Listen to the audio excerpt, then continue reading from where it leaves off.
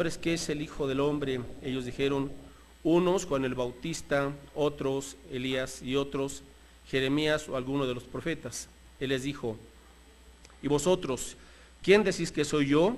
Respondiendo Simón Pedro dijo, tú eres el Cristo, el Hijo del Dios viviente. Entonces le respondió Jesús, bienaventurado eres, Simón, hijo de Jonás, porque no te lo reveló carne ni sangre, sino mi Padre que está en los cielos. Y yo también te digo que tú eres Pedro, y sobre esta roca edificaré mi iglesia.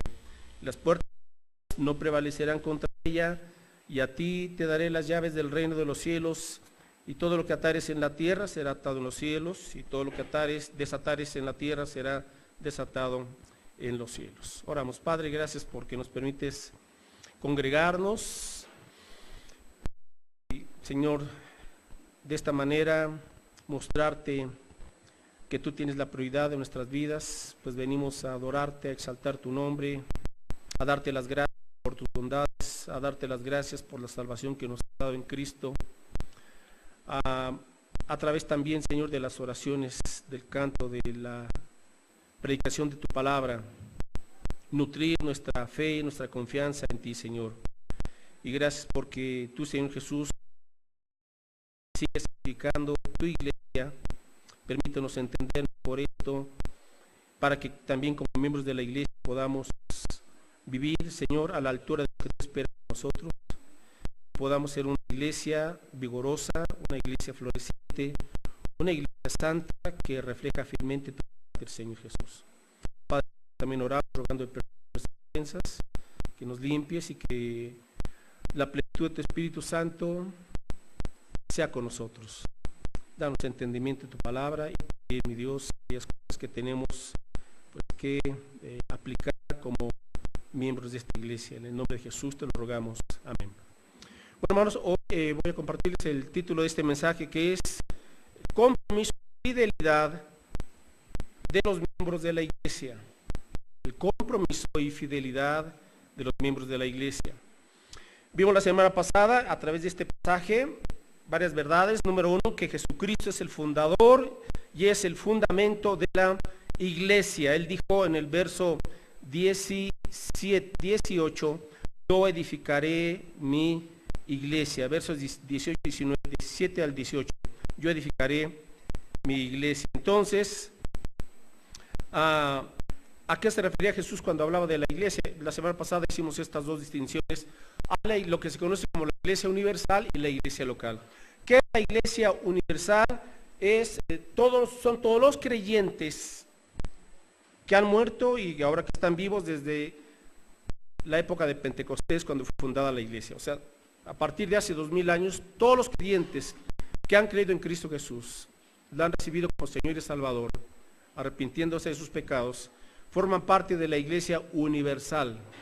Entonces, sin necesidad de bautizarse en agua, solamente viene Cristo a su corazón, viene el Espíritu Santo, le transforma y le hace parte del cuerpo global o universal de todos los tiempos, obviamente desde Pentecostés para acá. Ahora, ¿qué es la iglesia local?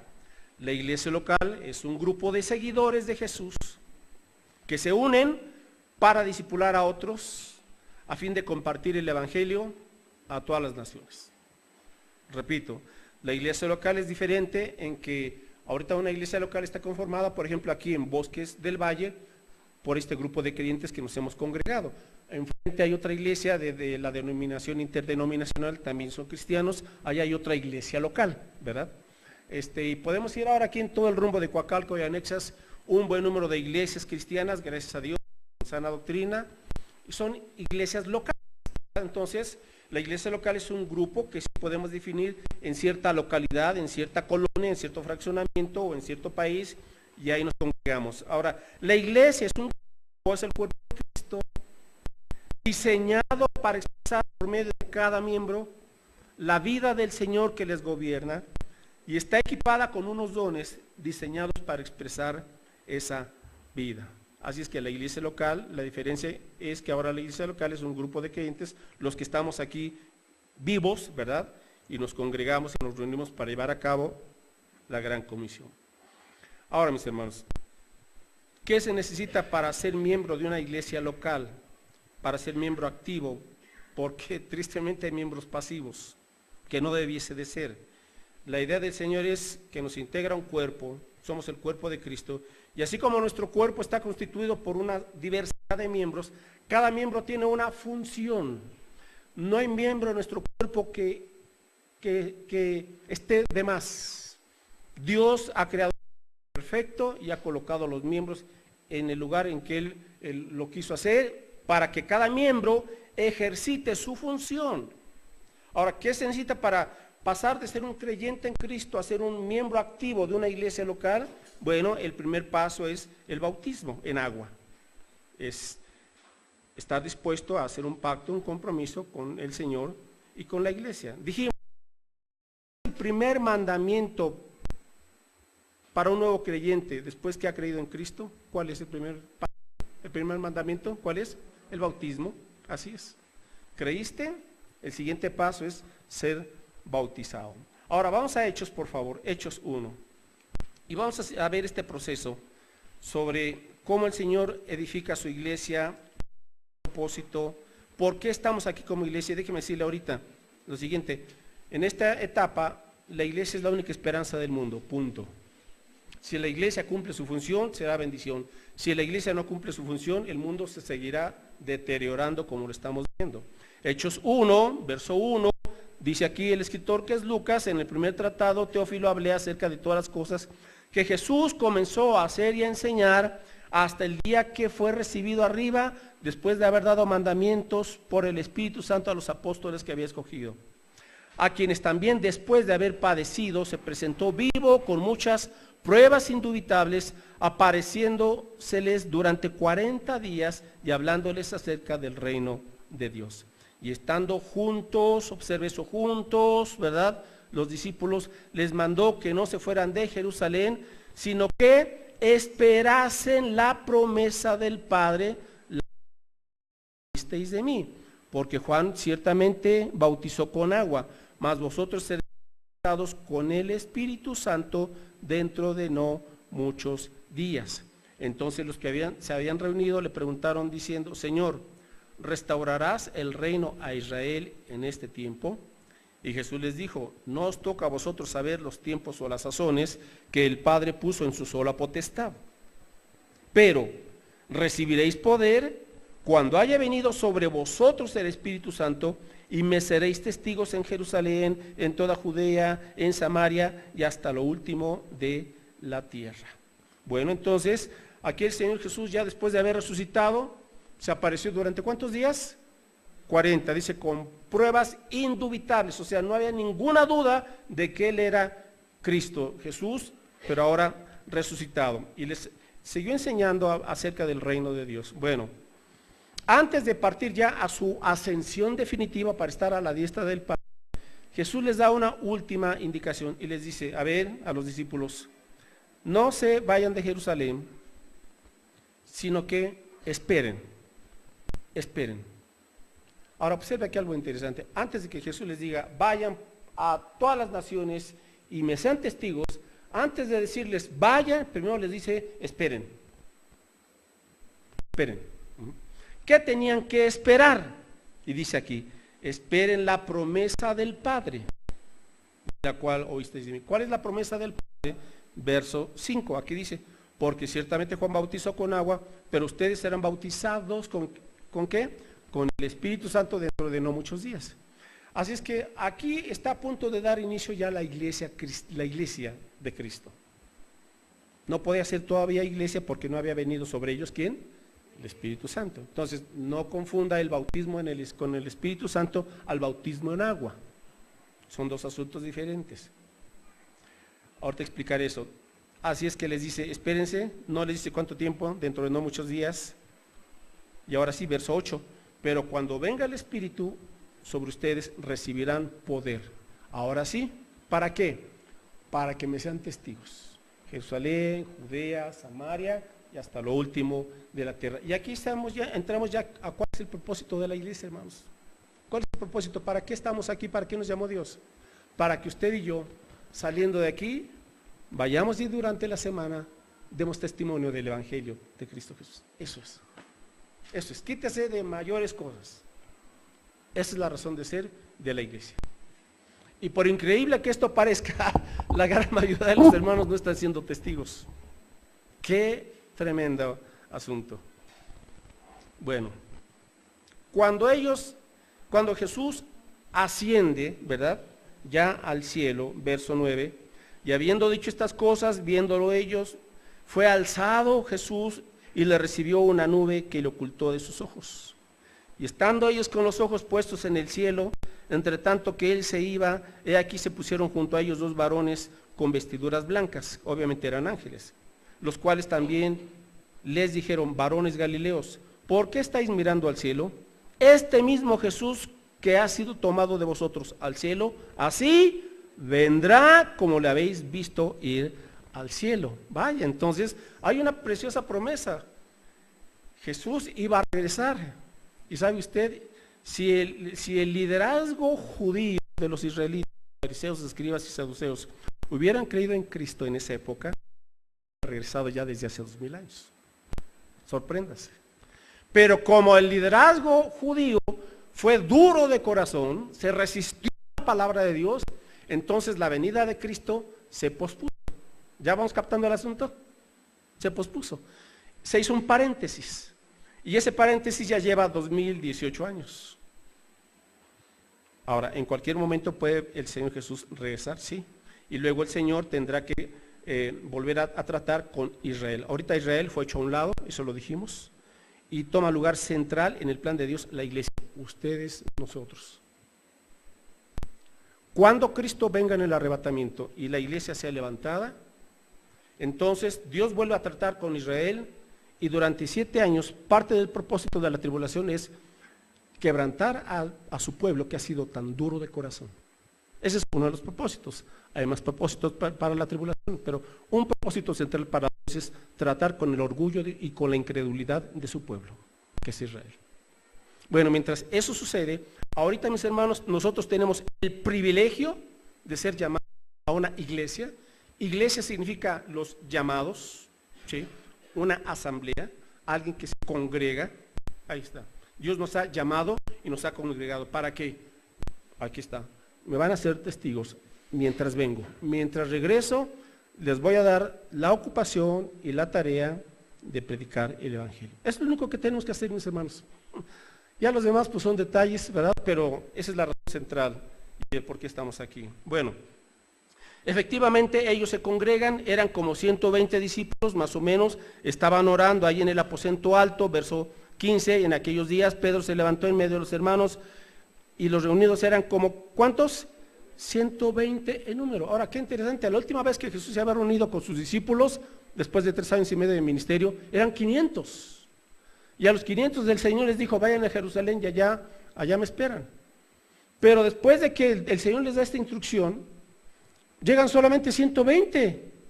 Pues no que eran 500. Se quedaron a ver el partido de las Chivas contra el Cruz Azul.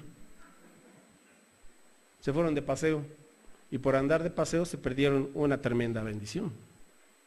A esos 120 fieles, cuando estaban orando, Hechos 2, vamos rapidito ahí, dice que cuando llegó el día de Pentecostés, que era una fiesta judía, estaban todos unánimes juntos, los 120.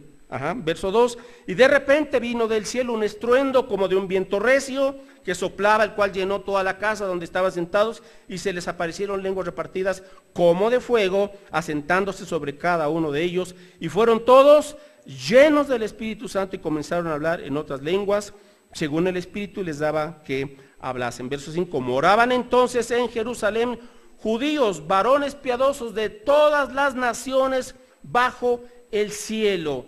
Y hecho este estruendo, se juntó la multitud, estaban confusos porque cada uno les oía hablar que en su propia lengua. Entonces vamos interpretando bien todo esto, porque algunos hermanitos pues, de tendencia pentecostés confunden este texto y es cuando dicen hay que hablar balbuceos. No, aquí no habla de balbuceos, dice hablaban en su propia lengua, eran idiomas entendibles.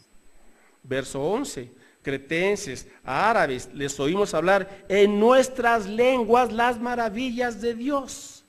Es que ya desde ahí algunos malinterpretan este texto. Cuando viene el Espíritu Santo, hay este milagro, y ¿qué les pasó a ellos? Creyentes que nunca habían aprendido otro dialecto u otro idioma, cuando el Espíritu Santo desciende sobre los 120, ¿verdad? Ellos comienzan a hablar las maravillas de Dios en idiomas que no habían aprendido antes.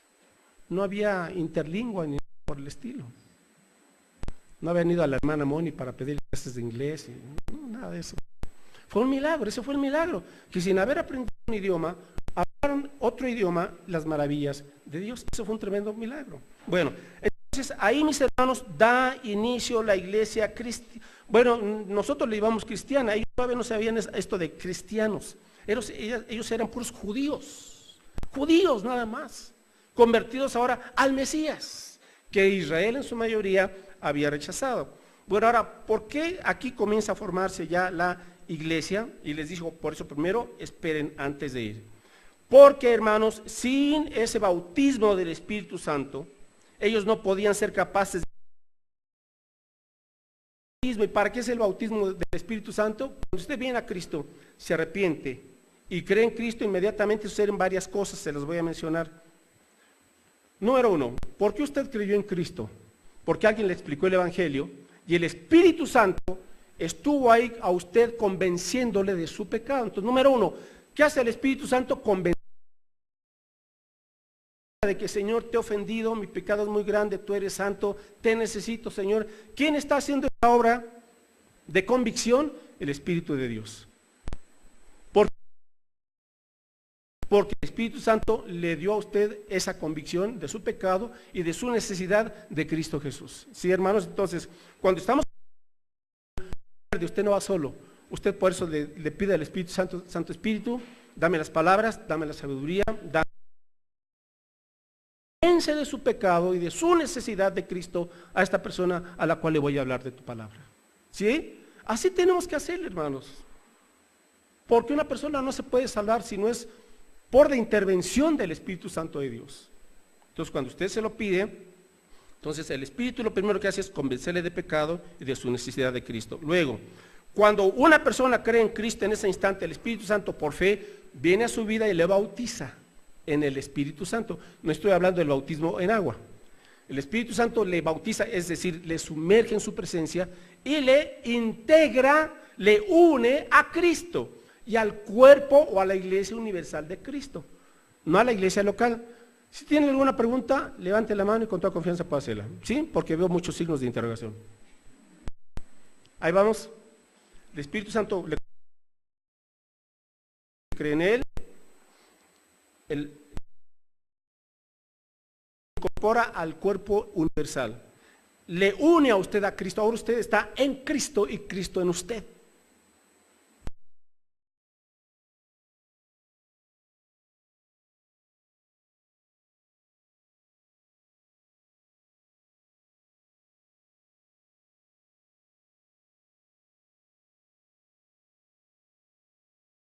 Le da una nueva naturaleza. ¿Cómo se le llama a esta doctrina, hermanos? Regeneración o nuevo nacimiento. ¿Vamos? Le regenera. En ese mismo instante el Espíritu Santo le adopta a usted como hijo de Dios. Usted se convierte apenas en hijo de Dios. Hay gente que dice, oiga, pero yo siempre he sido hijo de Dios, hija de Dios. No, usted era criatura de Dios. Hasta que usted se convierte a Cristo y el Espíritu Santo le adopta como hijo de Dios, le une a la familia de Dios en ese instante. Y algo más, en ese instante que usted se convierte a Cristo, el Espíritu Santo le sella con su presencia. ¿Para qué es un sello? Para decir, Él es propiedad de Dios. Él es propiedad de Dios. Por eso la salvación no se puede perder, porque el Espíritu Santo es como un sello. Nadie puede borrar ese sello, nadie puede quitar ese sello que es su presencia. Por eso dijo Cristo, mi Padre que me las dio, mayor que todos es, dice, y nadie las puede arrebatar de la mano de mi Padre. Somos sellados por el Espíritu Santo, que los creyentes, auténticos creyentes, no perdemos la salvación, porque ya nos ha sellado el Espíritu de Dios. Y en ese mismo instante el Espíritu Santo nos da algunos dones espirituales, o sea, habilidades espirituales para servir. Y en ese mismo momento comienza lo que se llama un proceso de transformación que se llama la santificación, que va a durar toda la vida, y todos los días necesitamos depender del Espíritu Santo y de su poder para ser transformados a la imagen de Cristo. Y aquí es donde algunos hermanos se equivocan. Piensan que ellos pueden cambiar haciendo votos, juramentos, y yo voy a hacer esto. No, usted no va a poder contra el pecado es más fuerte que uno. Cuando viene el Espíritu Santo, Él nos va a dar la fuerza para ser transformados día a día y para vencer el pecado y para caminar en la victoria, mis hermanos. Necesitamos depender del Espíritu del Señor. A través de Él mortificamos, como dice, las obras de la carne. O sea, les damos muerte para hacernos semejantes a Cristo. Y comenzamos, mis hermanos, a ser guiados por el Espíritu de Dios. Todos los días contamos con la dirección del Espíritu Santo. ¿Tienes que tomar decisiones? ¿Le ha preguntado alguna vez al Espíritu del Señor, dime por favor, ayúdame, dame sabiduría, dame entendimiento, qué debo de hacer? Pero a veces, hermanos, tomamos así las decisiones, brum, brum, ¿verdad? Y luego cosechamos las consecuencias de no preguntarle al Señor. Aunque no son todas las funciones, con esto concluyo. Es el Espíritu Santo quien nos va a dar poder para hablar de Cristo. O sea, hermanos, no hay pretexto para que usted diga es que tengo miedo, es que no sé, es que no puedo. Bueno, entonces aquí vino el Espíritu Santo. ¿A estar de adorno? No, mis hermanos, estamos perdiendo el tiempo cuando no comprendemos el poder tan tremendo que Cristo nos da a través de la victoriosa para que demos testimonio de Cristo. En Hechos 2, los 120 estaban ahí y se levanta el apóstol Pedro a compartir el Evangelio y les comienza a hablar la palabra de Dios. Ahora, hay una multitud fácil, no sé, unos 5.000 personas, judíos y prosélitos judíos. ¿Quiénes eran los prosélitos judíos? Gentiles que se habían convertido al judaísmo, que no eran judíos de raza, pero que querían ser judíos. Entonces los judíos les decían, ¿quieres hacerte judío? Muy bien, tienes que aprenderte la ley de Dios y tienes que circuncidarte. Eso era para los varones. Así es que cuando un varón decía, sí, yo quiero dejar mi religión antigua y quiero ser judío, se tenía que circuncidar. Se les llamaba a ellos los prosélitos, judíos, y ya eran considerados judíos. Entonces, en esta fiesta de Pentecostés, donde se reunían miles de judíos, había en su mayoría, obviamente, judíos de raza y prosélitos. Bueno, cuando Pedro se levanta a predicarles el Evangelio, busca Hechos 2:44, solamente una, dos, tres cosas voy a mencionar porque es un mensaje muy extenso, pero muy rico. Hechos 2:22, en esta predicación dice Pedro, varones que israelitas, oíd estas palabras, Jesús Nazareno, varón aprobado por Dios entre vosotros, con las maravillas, prodigios y señales que Dios hizo entre vosotros por medio de él, como vosotros mismos sabéis, a este, entregado por el determinado consejo y anticipado conocimiento de Dios, prendisteis y matasteis por manos de inicuos, crucificándole, al cual Dios levantó, suelto los dolores de la muerte, por cuanto era imposible que fuese retenido por ella. Pedro comienza a hablarles a estos judíos el Evangelio y explicarles, vean lo que hicieron con el Mesías. Era su Mesías, ustedes lo rechazaron, lo enviaron a la cruz por medio de los romanos, de manos inicuas. Dice, pero Dios le levantó, fue resucitado. Dice, era imposible que la muerte lo pudiera retener. Entonces, en ese mensaje del Evangelio, Pedro habla de la resurrección de Cristo, su crucifixión, su resurrección, obviamente sus hechos y sus milagros. Verso 36, continúa. Sepa pues ciertísimamente toda la casa de Israel, está hablando a judíos, recuerden, que a este Jesús, a quien vosotros crucificasteis, Dios le ha hecho Señor y Cristo. Señor y Cristo. Eso es muy importante. Verso 37. Al oír esto, se compungieron de corazón y dijeron a Pedro y a los otros apóstoles, varones, hermanos, ¿qué haremos? Pedro les dijo, arrepentíos y bautícese cada uno de vosotros en el nombre de Jesucristo, para perdón de los pecados, y recibiréis el don del Espíritu Santo. Porque para vosotros es la promesa, y para vuestros hijos, y para todos los que están lejos, para cuantos el Señor nuestro Dios llamare. Y con otras muchas palabras testificaba y les exhortaba diciendo, sed salvos de esta perversa generación. Vaya, ¿se acuerdan ustedes hace algunas semanas que Pedro había negado cuántas veces a Jesús? 3 veces lo negó. 3 veces lo negó. Y después de que Pedro tiene esa experiencia y viene el Espíritu Santo para transformarle, ese miedo y esa cobardía que tenía Pedro fueron sacadas de su vida y entra en su corazón un valor y una confianza y un denuedo y un poder, obra del Espíritu de Dios en Pedro. Entonces Pedro, que antes no había querido hablar de Jesús ante una sirvienta, le dio miedo, lo negó. Ahora ante una multitud se para y les predica: ustedes crucificaron al Mesías, ustedes, se lo señala, no se andaba por las ramas. Entonces dice la Escritura que ellos se compungieron de corazón. Ahí está la convicción del Espíritu de Dios. Y le dicen: bueno, ¿qué haremos? ¿Qué haremos? Ya le crucificamos, ¿qué podemos hacer?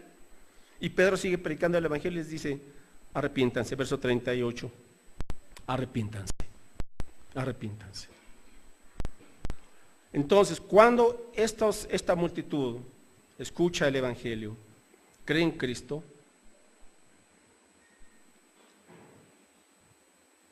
y son salvos, verso 41, dice: así que los que recibieron su palabra fueron ¿qué? Bautizados, y se añadieron aquel día como 3,000 personas. ¿Ya se da cuenta? Aquí ya continúa la iglesia cristiana. De esa multitud, 3,000 se convierten a Cristo, se arrepienten de sus pecados. Ahora dice que los que recibieron la palabra, ¿cuál era la palabra? Que Jesucristo es el Señor. ¿Cuál era la palabra? Que hay que arrepentirse de sus pecados. Esa era la palabra. ¿Cuál era la palabra? Tienes que rendir tu vida a Cristo.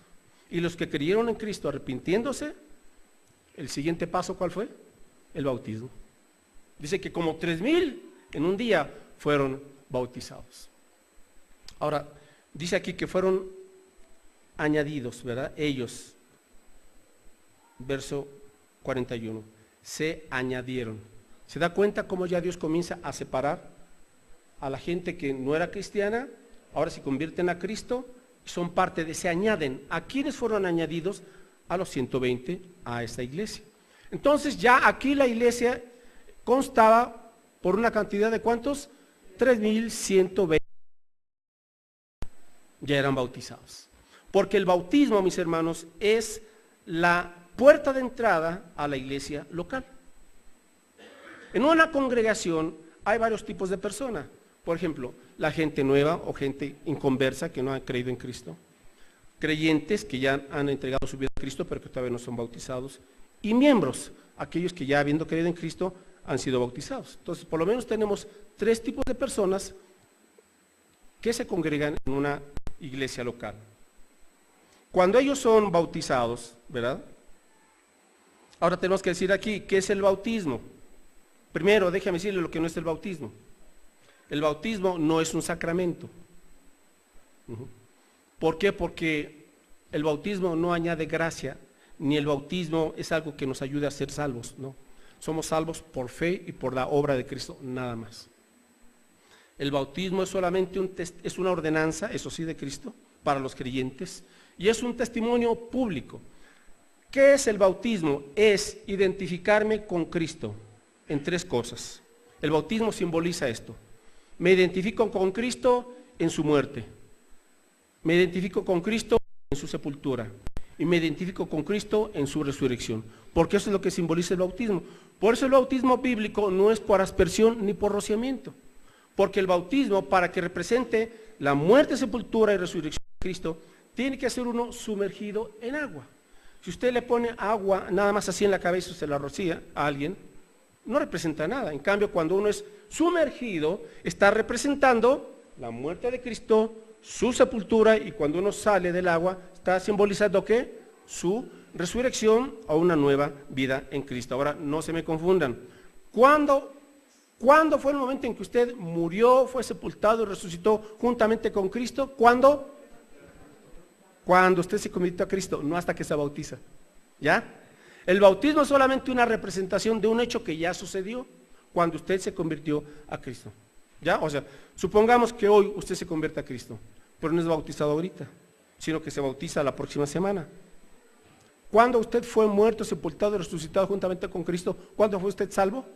Hoy, no la otra semana, no hasta que se bautiza.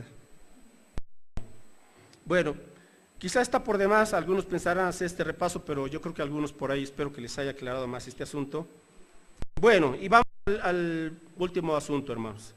¿Cuál entonces es la característica de aquellos que se bautizaron, que ya formaron parte de esa iglesia local, de esa primera iglesia? Se llama esta la iglesia primitiva porque fue la primera iglesia. Entonces, Hechos 2, seguimos aquí, verso 41. Y con otras muchas palabras, 41. Así que los que recibieron su palabra se añadieron aquel día como 3,000 personas. Okay, verso 42. Y perseveraban, estos 3,120, perseveraban. Esta palabra es clave. Perseveraban. ¿En qué? En la doctrina de los apóstoles, en la comunión unos con otros, en el partimiento del pan y en las oraciones. Y aquí, hermanos, es donde un buen número de creyentes se han despistado, se han desviado, se han alejado, y si es que eran realmente creyentes, pues van a regresar, pero no han entendido que cuando uno se convierte a Cristo, y ahora se hace parte de una iglesia a través del bautismo, ya pasan a ser como miembros, y ser miembro de una iglesia implica privilegios y compromisos, mis hermanos. Vamos a ver aquí a la luz de la Biblia cuáles eran esos compromisos y esas bendiciones. Ok, dice que perseveraba. Entonces, un miembro de la iglesia ahora asume un compromiso. Voy a perseverar con mi iglesia. Voy a ser constante. No voy a ser irregular. No voy a ser inconstante. Les he dicho, en estos 26 años que tenemos como iglesia, hemos bautizado 750 personas. Ahora dígame, ¿dónde están? Están como los otros 500 que se fueron, ¿verdad? Cuando Jesús les dijo, vayan a Jerusalén. Entonces, no han entendido y no han querido asumir lo que dice la Biblia. Punto. No estamos dando reglas o mandamientos de hombres. Perseveraban. ¿En qué? En la doctrina de los apóstoles. ¿Qué es la doctrina de los apóstoles? Es la enseñanza de la palabra de Dios, nada más. Es la enseñanza de la Biblia. Así es que un miembro de la iglesia, si quiere crecer y madurar, porque ese es el plan de Dios para su vida, y ser un creyente fructífero que lleve mucho fruto para la gloria de Dios, ese creyente entonces debe de perseverar en la doctrina, o sea, en la enseñanza bíblica, tiene que ser discipulado. Si usted no es discipulado, usted va a ser un creyente muy inconstante. Ahora, de una vez les digo, un creyente inconstante no va a ser feliz ni en el mundo ni en las cosas de Dios. Porque si es cristiano, usted ya no va a disfrutar ni a gozar del pecado. Aunque sea y ande ahí todavía de mundano, de mundana, no es feliz. Si es cristiano, no es feliz. El mundo, sí. Y digo feliz entre comillas, ¿verdad? Pero un creyente no. Y como no anda tampoco consagrado en la obra de Dios, pues tampoco es feliz acá. Así es que es doblemente infeliz. Cuando Jesús dijo, bienaventurados, o sea, más que felices aquellos que están en la palabra de Dios. Así es que, número uno, ese creyente tiene que conocer la doctrina de Cristo, la palabra de Dios, ser discipulado, ser discipulada. Pero les digo aquí, hermanos, por eso estamos comenzando ya el último domingo, el propedéutico aquí en la iglesia, para volver a explicar a los hermanos lo que significa ser un discípulo de Cristo. Que no se trata solamente de tomar un estudio y de tomarlo a medias, sino ser discípulo. Es aquel que sigue a Jesús cada día de su vida. Depende del poder de Cristo, no de sus propias fuerzas. Pero ya está discipulándose, sigue preparándose. Y aquellos hermanos, pues que ya tenemos algunos años en el Evangelio, queridos hermanos, aunque usted tenga todos los años que quiera, usted no puede decir que ya sabe toda la Biblia, no la sabe. Porque la palabra de Dios es tan profunda, tan vasta, tan rica, es una fuente inagotable de sabiduría, porque aquí está la mente de Cristo y la mente de Cristo no es finita, punto. O sea, aquí tenemos para toda una eternidad, mis hermanos, y no exagero. Entonces, cuando alguien dice, yo ya no necesito estudiar la Biblia, qué bueno. Ya me está diciendo mucho cómo está su corazón. Autosuficiente, orgulloso y nada humilde. Hermanos, yo que tengo ya 40 años en el Evangelio, y eso se lo puede decir cualquier hermano, pastor, no pastor, o creyentes que tienen ya los añísimos en el Evangelio, le pueden decir, me falta muchísimo por seguir aprendiendo y viviendo la palabra de Dios. Con todo lo que yo conozco, que no es mucho, debo decirles, hermanos, no, o sea, no sé lo que debería de saber, pero continúo, o sea, no me rindo y no digo, pues ya no, continúo. Uno no puede aburrirse de la palabra de Dios, es profunda. Entonces perseveraban en el estado. Luego, perseveraban, dice verso 42, en la comunión unos con otros. Entonces tenemos, mis hermanos, que aprender a relacionarnos con hermanos en la fe, a aplicar el amor en Cristo. Por eso hay personas que dicen, pues yo ya me bauticé, fui cristiano, pero yo no voy a la iglesia, yo aquí en mi casa leo mi Biblia. Pues no la has leído, porque la Biblia dice que tenemos que amarnos unos a otros. Dime, ¿en qué estás sirviendo a los demás hermanos? Eso de que pues solito yo y Dios aquí, yo estoy bien, no estás bien, estás mal. Si tú no te congregas y tienes una relación dinámica con el cuerpo de Cristo, si eres cristiano estás en la calle de la amargura como cristiano. O sea, eres carnal. Aunque tú digas conocer mucho la Biblia, no es cierto. Y si la conoces, pues nada más te falta aplicarla. Eso es todo. Pero hermanos, tenemos que como creyentes entonces amarnos los unos a los otros. Jesús dijo, en esto conocerán que son mis discípulos, en que os améis los unos a los otros. Luego, perseveraban, verso 42, en el partimiento del pan, es decir, en la cena del Señor. ¿Por qué es importante que celebremos la cena del Señor? Porque la cena del Señor nos recuerda del sacrificio y del amor en Cristo, y la cena del Señor nos lleva a mantener una vida centrada en Cristo. ¿Por qué? Porque dice que cada vez que nosotros realizamos la cena del Señor, dice, cada quien, ¿qué? Evalúese a sí mismo. ¿Cómo está? O sea, estás a cuenta, pruébese, dice Pablo, pruébese a sí mismo. Entonces, cada vez que celebramos la cena del Señor, es un buen momento para estar a cuentas con Dios. Señor, fallé en esto, no estuvo bien esto, Señor, límpiame y aquí estoy otra vez, Señor, poniéndome a cuentas contigo. Perseveraban en la cena del Señor, verso 43, y en las oraciones, dice verso 42, y en las oraciones. Ahora, mis hermanos, tenemos que apoyarnos mucho en oración los unos con los otros. Dice Santiago, la oración del justo, la oración eficaz del justo puede mucho. Ok, verso 43, y sobrevino temor a toda persona y muchas maravillas y señales eran hechas por los apóstoles. Entonces, ¿qué tenemos en la iglesia? Un liderazgo lleno del Espíritu Santo. Un liderazgo lleno del Espíritu Santo. Cuando un líder es lleno del Espíritu Santo, qué bendición. Cuando un líder en una iglesia es carnal, qué problemas, ¿verdad? Pero aquí los apóstoles eran usados por Dios para hacer maravillas y señales. Verso 44, y todos los que habían creído estaban juntos y tenían en común todas las cosas y vendían sus propiedades y sus bienes y los repartían a todos según la necesidad de cada uno. Ahora aquí una observación, ¿por qué es que vendían las cosas? Entonces, hermanos, ¿hay que vender nuestras cosas? No, hay que entender el contexto. ¿El contexto cuál era? ¿Cuántos discípulos había? 3,120, ¿ya? Habían venido de todas partes de Medio Oriente, quizás de más allá, llegan a Jerusalén y se quedan ahí porque ellos estaban esperando la venida del Mesías. ¿Recuerdan eso? Y hubiera venido Cristo, entonces se quedaron ahí. Ahora, ¿qué sucede con eso? Que esos 3,120, pues no tenían trabajo, no tenían casa, y pues el dinero que llevaban pues ya se les estaba acabando, pero estaban ahí esperando a la venida del Mesías, y mientras esperaron la venida del Mesías seguían predicando la palabra, obviamente, pero sucedió esta situación, este fenómeno económico. Bueno, pues ahora tenemos que comer.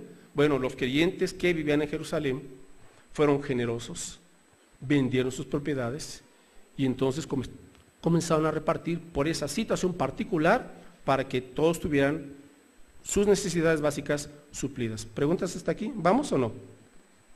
¿Sí o no?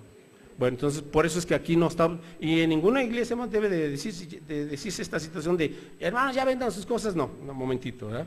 Hay que entender siempre el contexto para que podamos nosotros hacer las aplicaciones correctas y pertinentes. Bueno, así es que, pero ahora, ¿cuál es el principio? El principio es, a un lado el egoísmo, el principio es, a un lado las envidias, el principio es tenemos que ser compartidos. El principio es, tenemos que ser generosos. Verso 45, y vendían sus propiedades y sus bienes los repartían a todos según la necesidad de cada uno. Entonces, esos miembros eran generosos, eran compartidos, servían y apoyaban a los hermanos en necesidades. Verso 46, y perseverando unánimes cada día en el templo. Observe, ellos como judíos se reunían los sábados, cada Shabbat, pero aquí ellos se reunían todos los días. Rompieron esquemas de la religiosidad judía, no de la Biblia, de la religiosidad judía. Entonces, era tal, mis hermanos, tal la efervescencia y el vigor. Y ¿cuál era el secreto de por qué había entre ellos ese amor, esa unidad, ese gozo, esas oraciones, esa comunión? Porque Cristo estaba viviendo en abundancia en esos creyentes. Eran creyentes consagrados a Cristo. Eso es todo el asunto. Cuando un creyente se consagra a Cristo, ese creyente deja de ser un creyente egoísta, un creyente acaparador, un creyente que solamente piensa en sí mismo, y comienza a ser un creyente que fluye en gozo, en servicio, en amor, en oraciones para con sus demás hermanos en la fe. Es Cristo abundando en cada creyente la clave para una iglesia vencedora y para una iglesia floreciente. No son métodos, no son estrategias empresariales, no son artimañas del ser humano, es la plenitud de Cristo viviendo en cada creyente.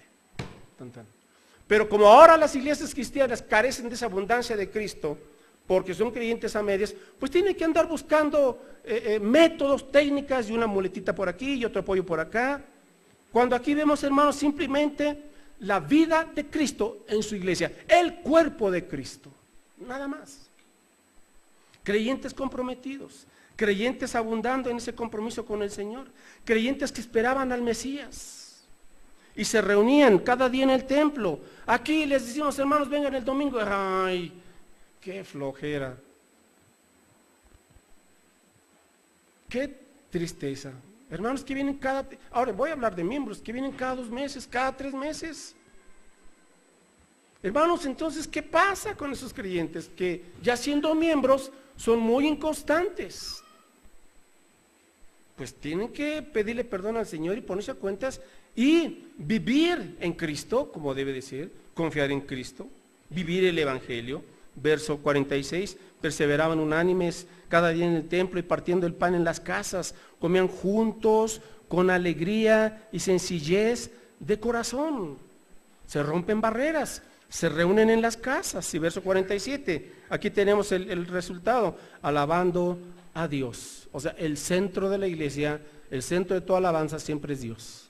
Una vida centrada en Dios es una vida abundante, alabando a Dios. Y el resultado aquí es teniendo favor, o sea, teniendo gracia con todo el pueblo. Cuando en la iglesia, por su estilo de vida, por su servicio, hermanos, vive todo eso, ese es un testimonio. Y Dios nos da gracia para con la gente. Ahora, habrá gente a la cual no le vamos a caer nunca bien, bueno, no hay problema. Pero habrá gente con la que Dios nos va a dar favor por nuestro testimonio. Y entonces sí, y el Señor, ¿quién? Y el Señor, ¿qué hace? Añadía cada día a la iglesia los que habían de ser salvos. Es Dios quien añade a los salvos, no nosotros, es Dios. Nosotros somos instrumentos, es Dios quien convierte a los cristianos y es Dios quien va añadiendo a cada iglesia local a todo ese grupo de creyentes. Es una iglesia creciente. Ahora, mis hermanos, a la luz de este versículo, va a dejar abierta su Biblia, por favor, ahí, porque a ratito, en unos minutitos, la vamos a usar solamente de los versos del 41 al 47. Porque voy a hacer estas dos preguntas, una pregunta en los grupos, y usted va a pensarle, de estas características que estamos viendo, usted diga, yo, ¿en cuáles 2 cosas necesito trabajar más? Nada más 2, y con toda franqueza, 2. ¿Sí está claro o no? Bueno, solamente 2 cosas usted va a decir. Creo que necesito aquí poner, Señor, más fidelidad, más dedicación, más atención. Si hay aquí algún hermanito nuevo y ve esto del bautismo, aquí me faltaba ser bautizado. Bueno, pues buenas noticias, ¿cuándo? Y así por el estilo. De esas características, hermanos, ¿qué tenemos que ajustar? Conclusión, Dios nos ha llamado a ser miembros activos, fieles y comprometidos. Vamos a los grupos D5. Grupo.